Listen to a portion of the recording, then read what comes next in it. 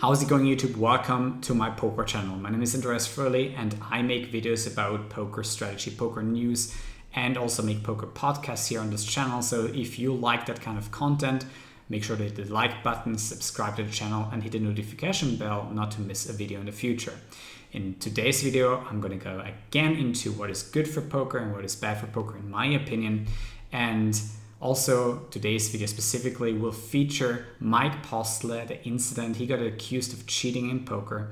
I'm going to look at it from a probabilistic perspective. The reason why I think I'm very capable of doing this, I have spent more than 10,000 hours into poker. I am a winning player and I have no reason to envy this random person who has made a bunch of money playing poker and is now accused of cheating, because I've made the money myself and I'm long time over that of envying other people of how much money they made. Also, I've spent a lot of time into probabilities of certain events. I know that as a human being, I am not good at probability per se, because we human beings are just not. We have a really bad understanding of how likely something is. But I would say that in general, I have a pretty good understanding of how likely certain outcomes are, even though I'm going to be wrong a lot of the times. At some point, it gets just so unlikely that, it just has to be cheating. But let's have a look at some hands and see how likely that is. First hand I have for you guys here is a hand between Chris Moneymaker, Naga, and our hero or villain, whatever you want to phrase it, Postle here. But let's roll the hand.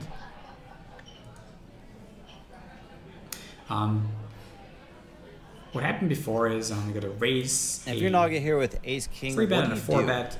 Postle cold calls 5-4 offset for $660. I'm just getting it all in right here. Yeah, I want to see all 5 cards. Comes back to Naga. And if someone's making a light call like Postle, then I'm gonna make him get it all in with not having any chance to have post-flop maneuverability.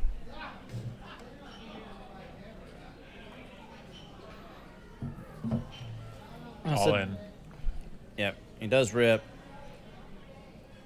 I think Moneymaker is going to call here. And what does Postle do?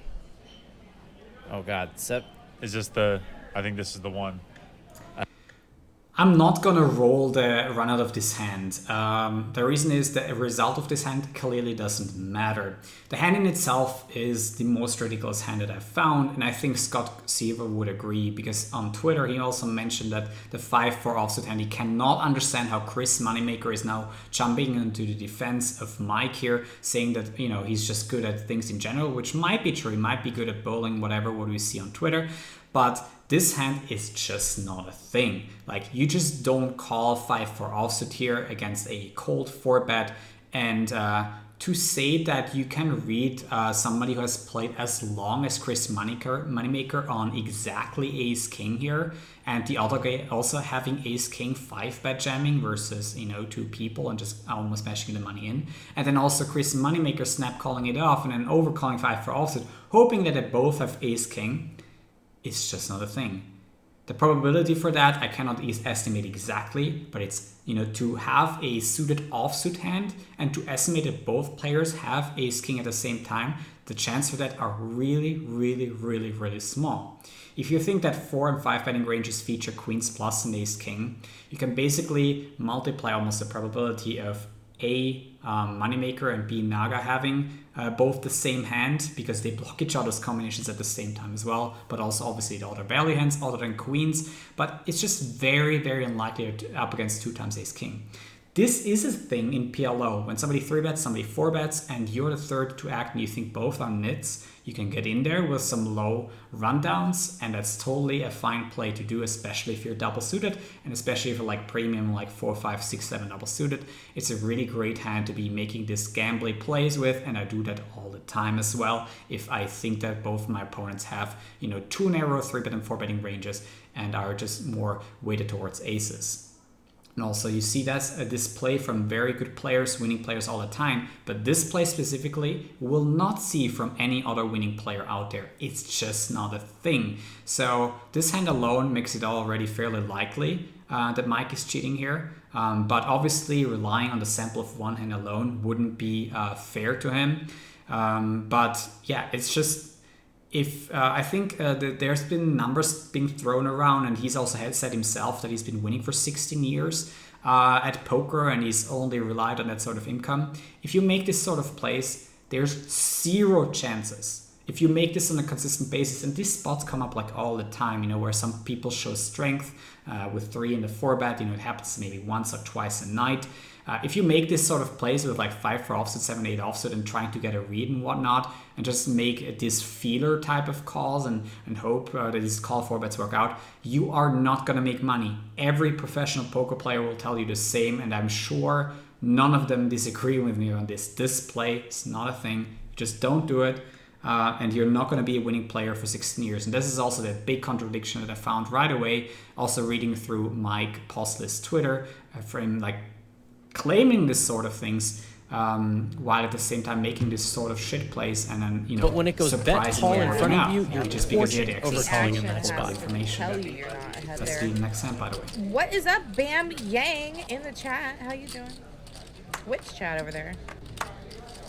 That's a cool name. Where are you from? Let us know.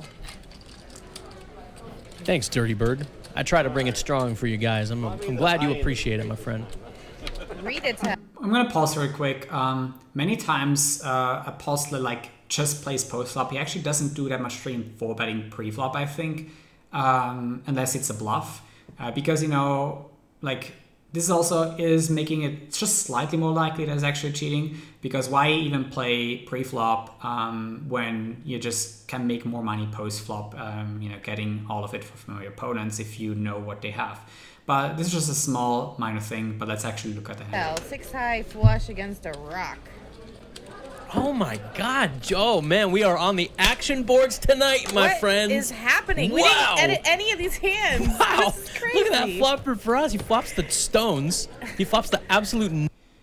I don't know why he's smiling at that flop exactly in the way he does. If he already knows what his opponents could have, this could be a thing.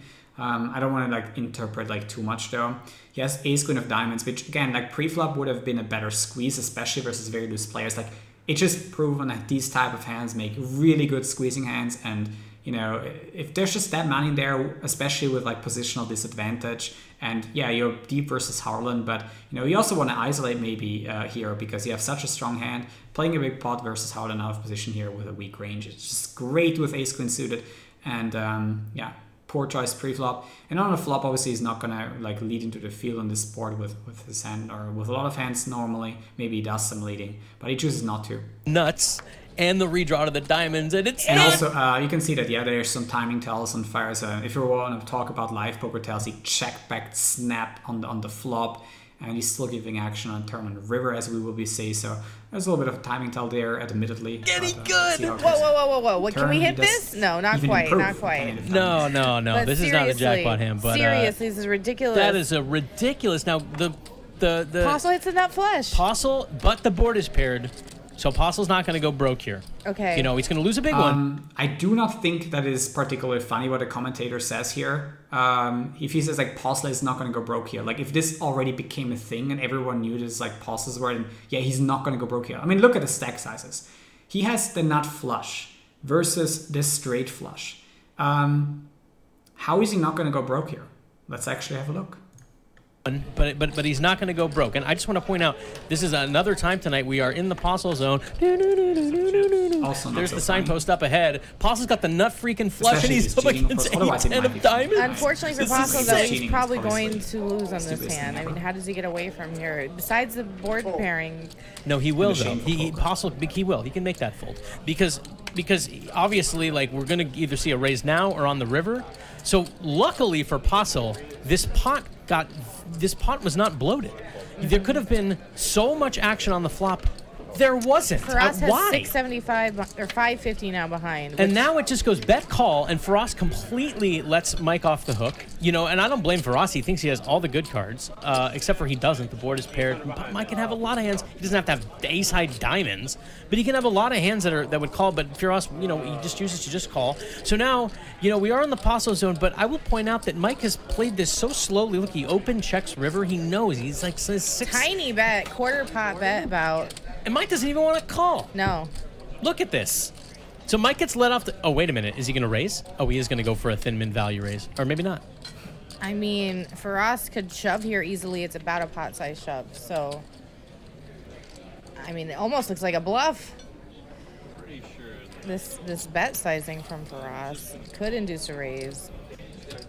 Is that a min click? No, he just calls. Wow. And so pot... Like he knew, right?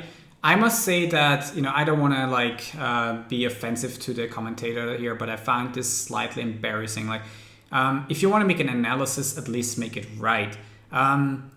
If we label Virus as a tight player, then all of a sudden the combinations that will have a Postle beat here on the rivers are 10-8 of diamonds and 7-8 of hearts. 2 combinations, not more than that. I couldn't see of a single other combination that a recreational player would check back the flop with, call a turn, and then have a Postle beat on the river. Name one. It's 7-8 of hearts. It's not 7-8 offsuit because a tight player doesn't even call that pre-flop. And a 9-7 generally bets the flop because it's just so nice to be betting bottom 2 pair for protection. I know a lot, 90% of people of recreationals out there, when they flop bottom 2 pair on the button, they will bet the flop for protection, or at least think about it. They would not snap check back bottom 2 pair because it's just not a thing what people do. This is maybe a little bit tell on me, if you have it the next time, if you play me in a live poker setting in No Limit Hold'em, even though I play PLO these days, I'm not going to put you on bottom 2 pair if you snack check back the flop in a 3-way situation, because people just don't do that as a recreational player. They just never do. They always protection back the flop. So if you're a tight player, you're only going to end up with the 10-8 of diamonds, which is, it's a reasonable slow play. It's basically crushing this flop so much that, you can slow play that. It makes actually some sense because he also isn't super deep, so you can still get in the money. And in the end, it's 7-8 of hearts, 10-8 of diamonds. Nothing else than that if you do analysis right. So if 2 combinations beat you and you're playing for 70 big blinds, how on earth are you not going to check raise the river here? It's just not a thing. How is he not even betting with having the initiative? There's 2 decision points which are totally odd and drive up the likelihood that he's actually cheating. First, he's checking the river.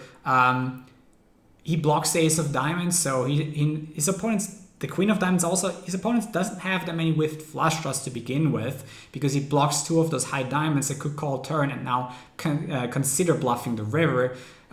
So his opponent is also going to have a many 10x hands, which if he's labeled as a tight player, if he doesn't know his opponent's whole cards exactly, which given the check back flop by Furious and the call and turn, he has no idea whether on the river that guy has a 10 or something else. He's out of position. He hasn't seen an action on the river. He cannot know what he has. It's just this is poker, right? There's 2 whole cards and not up cards. So the range of Furious here is full of 10x. And I would say that it's not necessarily true that people bet 10x here for value in the river because there's a flush on board. If Furious again is a tight player labeled as that, then all of a sudden you want to bet your ace queen here on the river for value. First of all, you don't block any of the trips and any of the straights that are river there in the river. So you rather want to bet for value than trying to get tricky and check raise here. And then he checks and the opponent bets so super small that it can seem suspicious, but he could also have a flush trying to do exactly the same, making that trap. What if he had if he is a little bit loose and has a king 6 of diamonds? And he makes the same bet. Against that, you're always going to get value check raising, or most of the time, I'd say here. So why not just check raise on the river? It's just simply ridiculous. I think all these combinatorics here just work clearly against a Postle. It's one of the most ridiculous hands that I found. And unfortunately for him, this is not the end. Going to the next hand. So good. All right. Cam raising to 40 here, queen 10 suited. Mark with the 8-4 why nots, and Faraz wakes up with the aces, going to 3-bet. Is he going to go? Let's see. So 120 it looks like.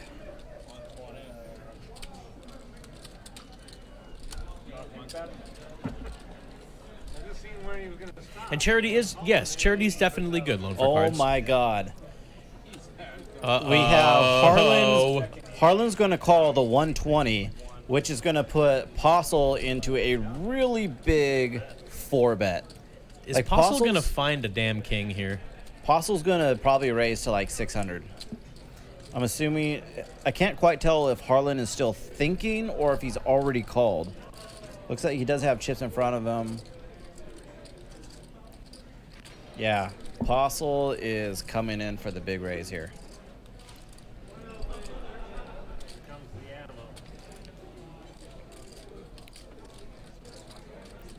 That's right. That's exactly right, PDX. You know how that works. Either confirms what common sense suggests or it's wrong. So actually only 450. Thought he might go a little bit bigger. And Mark doesn't care. Mark don't care. Makes a call off with just a 410. And Mark just wants to try to make a straight. I don't know. And 5, 6, 7? let's see if Frost just... What is he going to do here? They're both kind of deep. Yeah, they are. They're both sitting on like close to 3. So you can't just ship here. But it still wants to raise because you still want to get Mark in. Obviously, if Mark's calling the 450, the rest of it's going in. So just get at least Mark's money in now. And then you put yourself in a position where you're stacked to like you just have one pot size bet left, and then you can just get it in like all the time or figure out how you want to break it up over a couple streets against Postle. Maybe. Although honestly, I'm with you, Mitsumi. I would just 5-bet jam here. I would. It's so transparent. Don't care. You're not getting value. Don't care. I would just 5-bet jam. If everybody just folds, fantastic. If my opponent, like Postle, has something like king, king, queen, queen, we can get it in, and I'm a huge favorite. Sure. And there's no bad outcome for me when I jam here. So that's what I would do. But I know there are other schools of thought. Some people are like, just call. Don't give away your hand. Okay. Yeah, I don't agree with that. Yeah. It should be raising. It's just, again, the real question is, what is our sizing? Are we just getting it in? Or, well, let's put it this way. Let's say if us had ace king suited instead of ace ace, would he just raise a little bit, or would he be more likely to raise a little bit or jam? I don't know. I don't know. I think the jamming is just and then also if your opponent has kings, you're just getting it in. They're never folding. Well, I shouldn't say never. I did have somebody fold kings to me in a cash game one time in a situation exactly like this. And I 5-bet jammed, and the guy tanked and finally just folded. He was like, you have to have aces. But see, I don't even mind that. I'm 80% to win. I'm not 100%. I just win.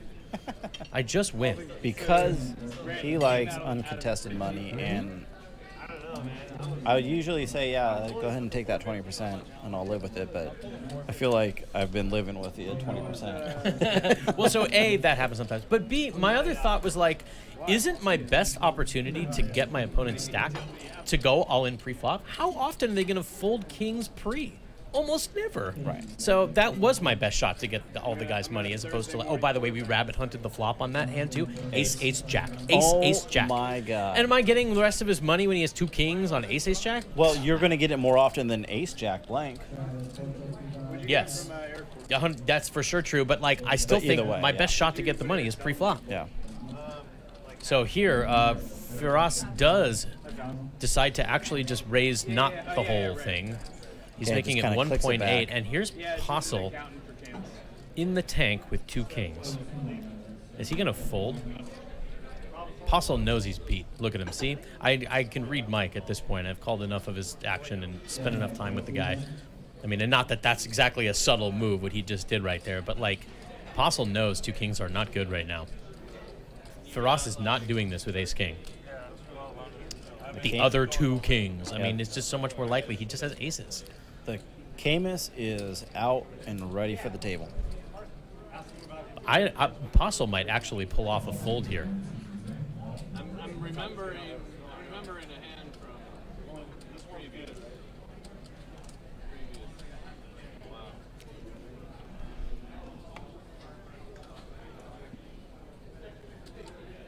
Yeah, I don't think it was a 1.8K raise. I Yeah, thought it was like 1,200. No. He had the 2 more than stacks to that. green.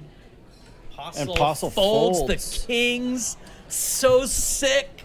Postle. All right, so I don't have to be one of the best no limit hold'em players to know a little bit about pre-flop in that game.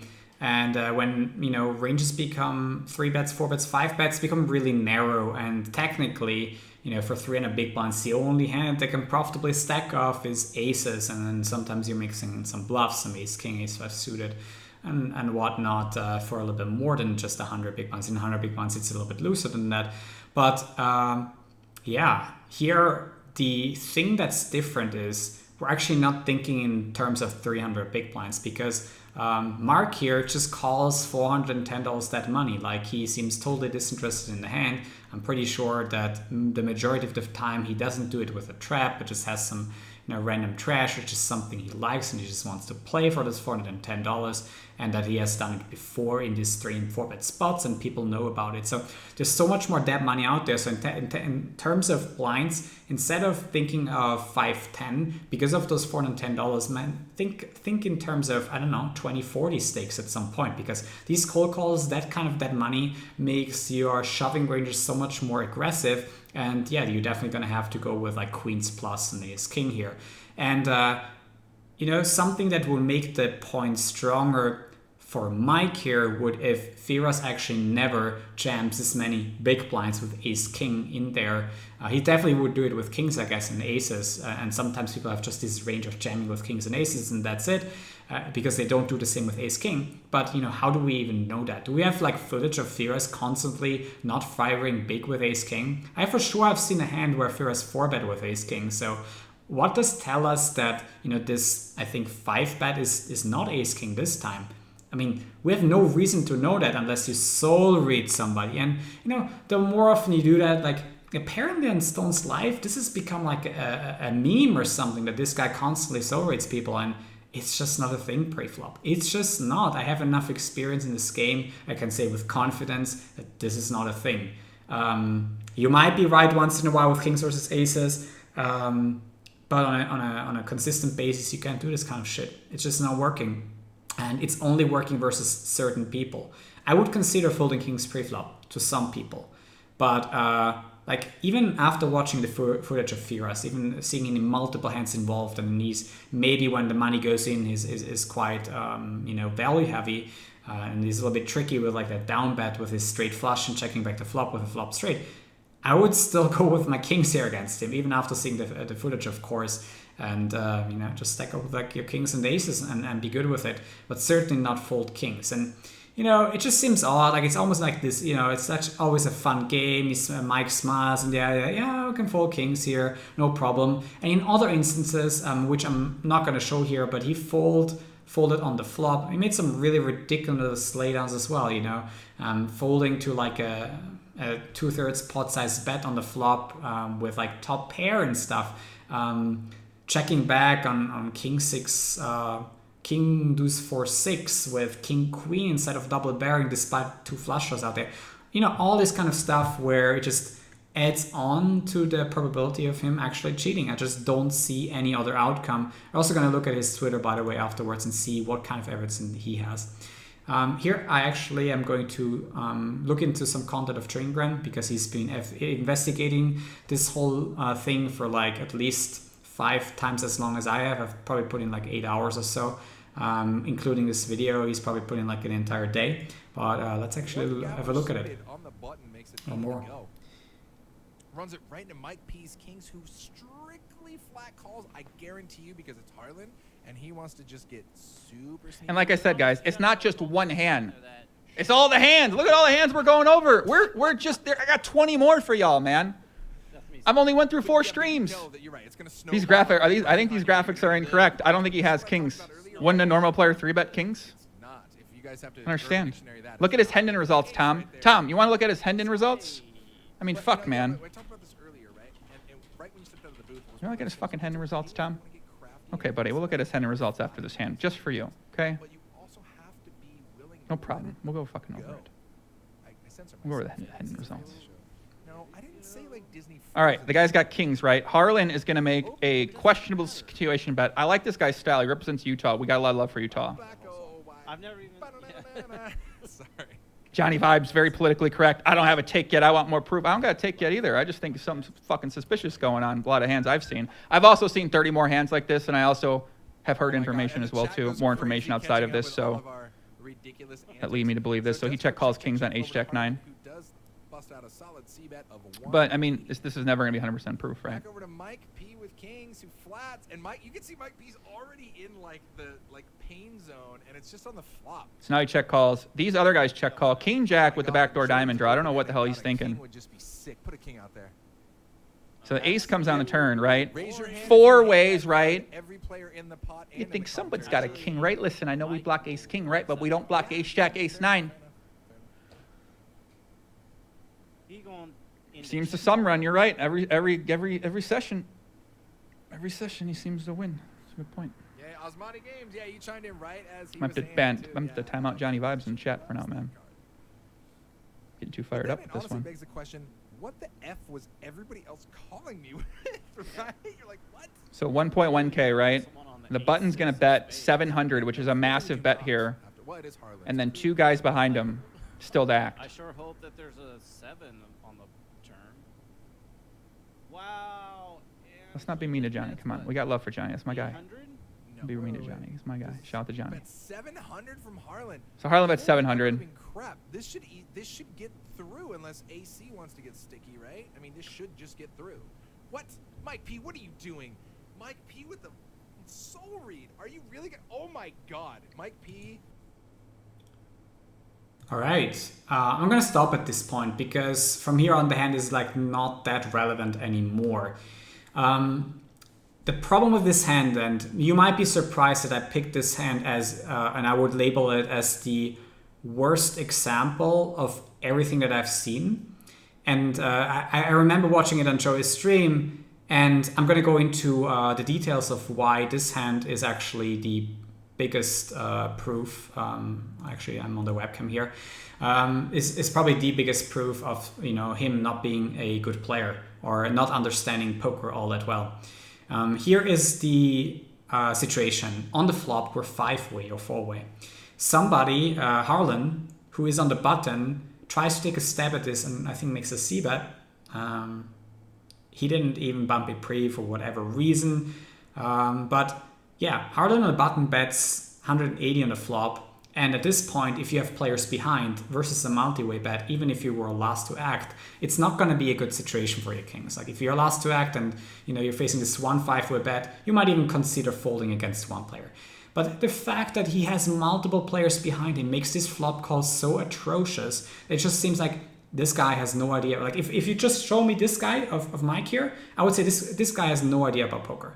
Like if I see this one hand and he's not drunk or whatever, if you tell me this hand history, this is not a quality player because it's so atrocious to call here on the flop with multiple players left to act. It is F he knew that nobody hit the ace. And in 5-way poker, this is not a thing. You just don't know what the other players has. It's so incredibly hard to observe multiple players and you just don't soul read people. You don't have a read on 4 players at the table. It's just not happening. No way. And in multiway poker, you have to be quite snug. And as a little bit of a strategic advice, you just have to fold fairly good looking hands like second pair here with a pair of kings. His flop call is atrocious. And surprisingly, nobody has him beat. And he seems to have the best hand. Like, how that even is the case here? Most of the time, he has very little equity because somebody has an ace and he's just totally fucked. Somebody could, like, all the other hands, the draws, the queen 10, the 10-8, they reduce his equity. They could still get there, and queen 10 specifically, if he hits the king, makes a straight at some point. And then the chances that nobody has an ace is just so super low in 5-way pot because everyone loves to play ace X in no limit hold, and everyone knows that. So the fact that also everyone overcalls you on the turn, now on the turn, should make it a clear fold once the button again double barrels. And now you're again having these people behind who, how do you even know that they still don't have an ace, even though they did flop call? If you look at flop calling ranges, they are full of ace-x combinations. I would say that if you look at it combinatorically on the flop and even having the ace on a turn, like half their ranges are ace-x by the turn, or maybe a third of them. I might be off there a little bit because I play PLO these days mostly, but I would say that the ranges of the other players who are calling behind are fairly ace-x heavy because they could have everything. They could have offsuit combinations like ace-10 offsuit, ace-queen offsuit. They could have suited ace-x, which are a lot of combinations still. And of course, they could have queen-jack, jack-10, and maybe some 9-10 suited with a backdoor flush draw.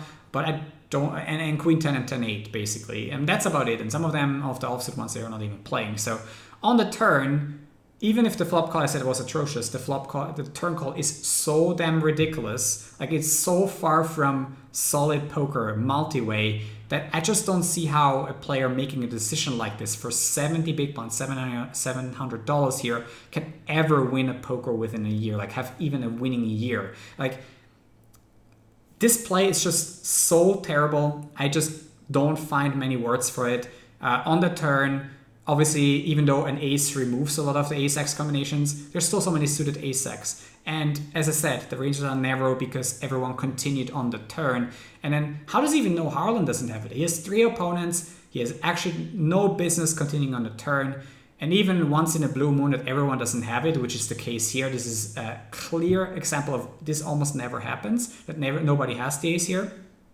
Even if it does, you know, he still is not, like, he has 88% here because, yeah, Harlan has a stone cold bluffs and the other guys have exactly some, like, King Jack of diamonds is the only suited King Jack that's still left, right? Or is there? No, King Jack of spades is still in there. But, you know, King Jack of spades, King Jack of diamonds, like if he maybe plays the King Jack offset as well. But there's just not that many hands that have Jack X that you would still continue on the turn. It's just not a good play, even given your pot odds. Just don't find any more words for it. And also, the fact that this hand happened, this call, how on earth do we not find similar situation within an entire year where he calls a big turn bet with players left to act who could have him beat? We would certainly find at least 5 situations where he makes a $500 turn call on a live stream where somebody behind him has him beat and he just makes like a close to that call. We would find those examples because they are very likely to happen if you make those calls on a consistent basis. But, you know, they're certainly not out there. Otherwise, we would see on Twitter, Mike would basically point them out, but he just doesn't find those examples. You know, for some reason he can't recall them, you know, who knows why. But we don't find those examples. Where are those other examples? I want to see them. That's my question. Like, we just don't find them. He just always is right in these totally ridiculous situations, and we just don't find other examples, which would prove his point. That always tilts me. 3Bet Chris wants to know if Mike P ever loses. It's not a lot. But I mean, clearly when you're not having to show down your hands and, you know, you're bluffing people off of hands, it really helps your win percentage. You know, because now you're not just reliant on actually making the best hands.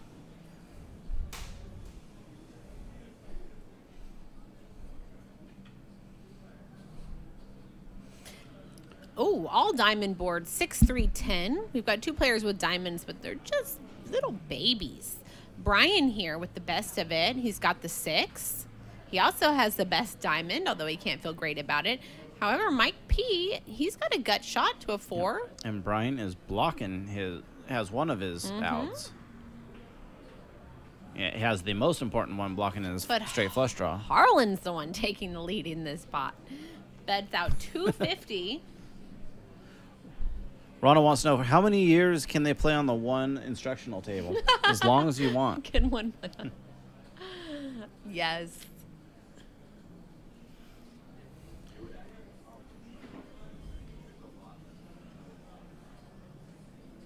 It's just such gross spots, you know, when you're Brian here. It's like, yeah, you got the best hand, but it's a really marginal hand. There's a $250 bet and, you know, and a call. Like, what are you going to do?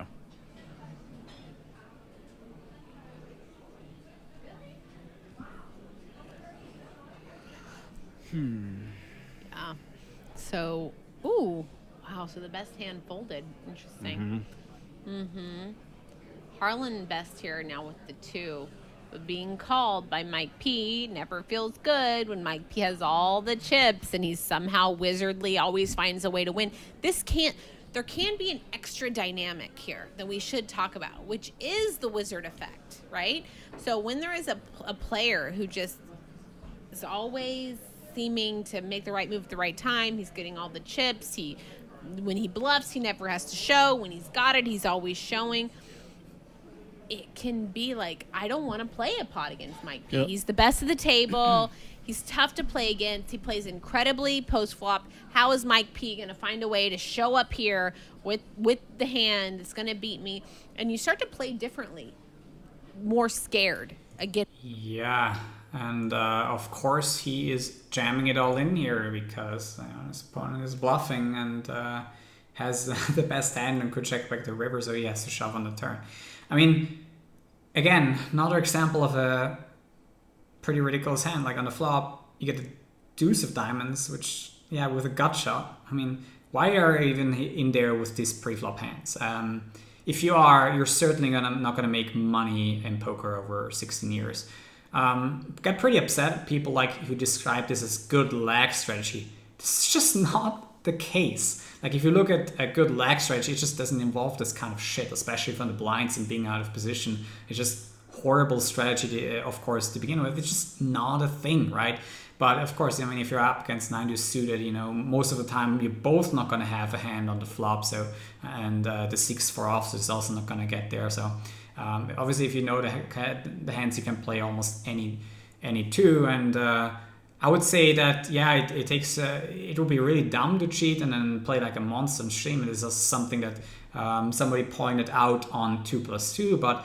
Yeah, I mean, maybe he did a little bit, he didn't win every hand and he didn't do like all these, really, really bad plays, but something that in his mind, he could convince, other people that it was his skill which made him win the hand. And here that could be really the case, you could be looking at his skill and say, yeah, he check call, deuce of diamonds in the gutter, seems reasonable. And on a turn, he thinks his opponent is bluffing and it is a semi-bluff. And the worst that can happen, his opponent has an overpair and a diamond. So he has still some outs, could hit a 5 deuce, a diamond, not a diamond actually, but like a 4. And if his opponent is just still stacking off with aces, whatnot, then, he has even more outs with the diamonds. But the question is, well, how do we not see people or examples just like this, where his opponent actually showing up with a medium strong hand where he cannot even know his opponent is folding? Like, why don't we see these other examples which come up all the time? Why doesn't have Harlan? He made it 180, 6x here. Then he made it 250 on the flop, 475 on the turn. These are really reasonable sizes and so generic too. You cannot really read into the sizing, so you have to have a bad read on this guy. It's just, I don't see it happening. Why don't we see him with showing up with a really big pairs here once in a while, sometimes even with a flopped flush. This play here, among all the hands that I've seen, and I've seen at least 50 hands, just never goes wrong. Whenever Mike here loses a hand, it's because his opponent hero called with shit. This is the only examples that I've found.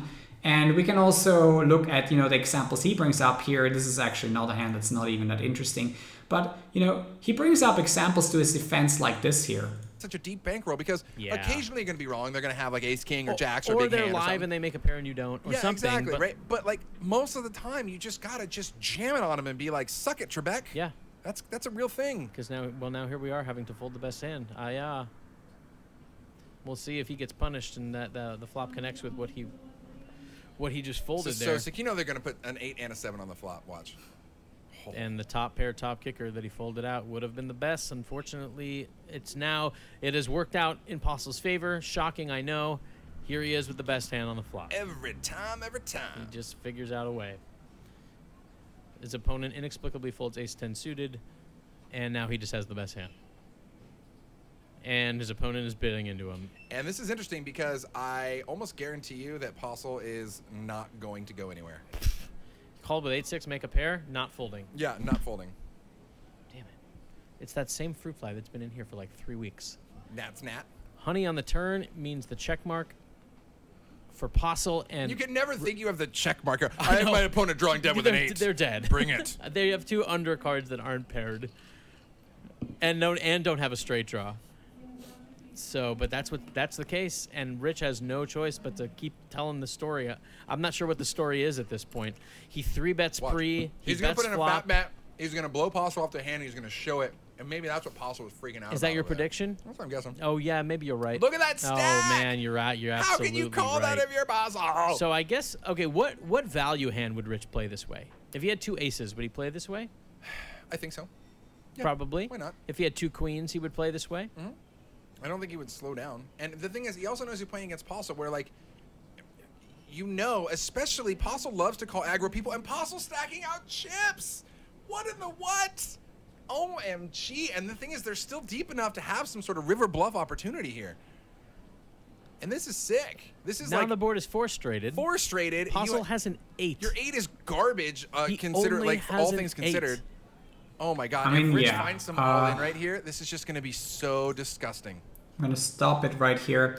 Guy ends up jamming the river, and now Mike, he ends up folding here with, after like 3 minutes, with an 8. And if you look at the board, 7-6 got there, King Jack got there. Obviously the line in itself doesn't make like too much sense, because if you 3-bet huge pre, you polarize yourself very. I'm not sure, the 7 deuce game might have been on, that's why he did that. So it's 7 deuce, aces and kings, and aces and kings don't really jam the river. So 9s would check at some point. I think trying to go to showdown, right, doesn't make too much sense. Pocket jacks might actually take this line, bet the turn still for value, because there's so many 10x and 8x that his opponent called with on the flop, and you picked up some outs, and then on the river you have a straight, so you can jam. If you have somehow 6-7 suited, which Mike blocks a lot of, then yeah, you can do the 2. But all in all, line doesn't make sense. Yeah, you could say that he's way over bluffing, and you can call just any bluff catcher here for that reason. But how is this even making a point for Mike? Like, this is one of the 5 example Mike brings up to his defense. Like, he folded a freaking pair of 8s on 10, 8, 5, Queen 9 versus somebody who just mashes in 4K. Like, does this happen all the time on Stone's Life? Like, I'm aware that a lot of the hands that I've seen here, they're quite fishy, and the games are soft and whatnot, but it's just not so many things they can do. And then there's just some other point which just doesn't make much sense if you're looking at it like to his defense. It just doesn't really make his point better. And if you want to even have more examples, if you want to go into the 50 examples, I highly suggest you clicking this link in the description below. So there's a 2+2 link in there, and you have 12 pages of these hand histories, and Joey trolling in there a little bit with some of his comments. Yeah, you can find more opinions out there, which, yeah, a lot of these guys, they might be envious of, the money that these guys won. A lot of them might also be really, solid poker pros who have a clear idea of what's possible and what is not. So I want to summarize here. A lot of the plays that I've seen are absolutely horrible on Mike's part. This guy lacks the clear ability of multi-way poker, and specifically I think the fact that he called having people left behind with kings there and an ace high texture, especially ace jack 9, which is so connected, multiple on the flop and turn, just shows that he doesn't really understand these situations at all. And that hand alone would have already had me alarmed if I saw it in isolation. Looking at all the other hands and really not seeing any other counter evidence, I don't see how he's not cheating, actually. I just don't see it. Like, somebody would have to make a really, really good point. And I wonder, where Joey's going to go with this video, and if he's actually going to try to make a point for Mike. But I just don't see it happening. Like, if you make this shit plays on a consistent basis, they will show, they will happen. The probability is just way too high on every single hand that's played on this show, that sooner or later you're gonna call an all-in with 5-4 offsuit. You're gonna, sometimes have trips versus trips and then run into a better hand. You're sometimes gonna check raise the river with a straight on a pair board, like he also did in another example, and run into a full house instead of a lower straight. These things will happen. And fact is, they did not happen. Either by just, Mike maneuvering his way through these hands by having whole card information, or just some fader times 100 times 1,000 godlike run that we've never seen in poker and will never see again. What is more likely in your opinion? Is it this god run which will just happen once in thousands of years, or the fact that or the other thing that he's actually cheating and just having access to whole card information the whole time when it's televised? Also, there's some other reason you could go into, why does this guy not play higher? He's clearly demolishing everyone, he's killing all of them. Like, why doesn't he appear in like higher stakes? He did play a little bit televised on this same show, against higher caliber opponents. And I think he did well in those as well. He had like 30 winning sessions, which also makes it more likely that he was actually cheating in them. It's just like, I can go in my phone, like, why have I not have like 10 winning sessions in a row? And I win like in 60% of my sessions, and I made quite a good chunk of money. Why does some of my friends never have these winning sprees of where they go on winning sessions for like 30 times? Why have I not ever seen somebody, if you flip a coin 30 times, that alone is very unrealistic. Like, how does somebody even do that, winning 30 times in a row? Flip a coin 30 times and try to get it heads. It's just so unrealistic. Look at the math. Math is a thing. Don't try to deny it.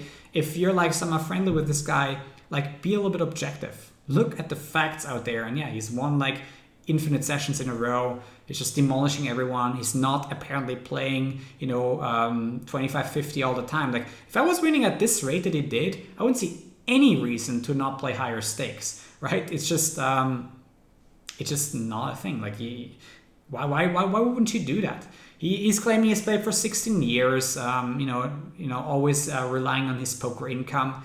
Why do you make this shit plays after 16 years? Why do you call 5 for offset against two people who clearly have uncapped ranges, and you're just, burning money, so that you get action in return?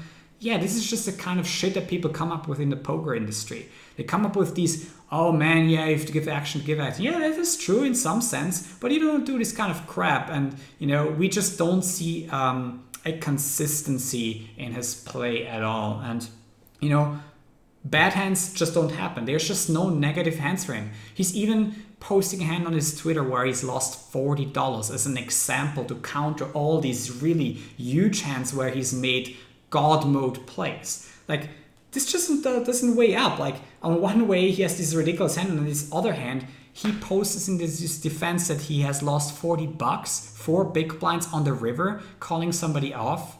This might be exactly his attempt in order to find credibility that he's actually losing hands. Yeah, he's also lost like 3 or 4 hands where he jammed on the river for like 1 or 2K, whereas he has also tons of examples where it worked, by the way, where his opponents actually was supposed to fold with a shit hand, shit bluff catcher, but then still ended up calling and celebrating that they finally got him. So this will obviously happen, and this is actually the only thing that I saw happening in all those hands that I've seen. People just taking a stand against him and finally making that call where their shitty bluff catcher was good. This was the only way he actually lost multiple Ks on these streams, on these 50 hands that I've seen. And I've seen quite a lot of hands. Don't trust my opinion, go into the hands, make your own judgment, but let math be a thing. If you enjoy this kind of content, again, hit the subscribe button, like this video, notification bell on if you want to see that content in the future. Thanks guys for watching. See you guys next time.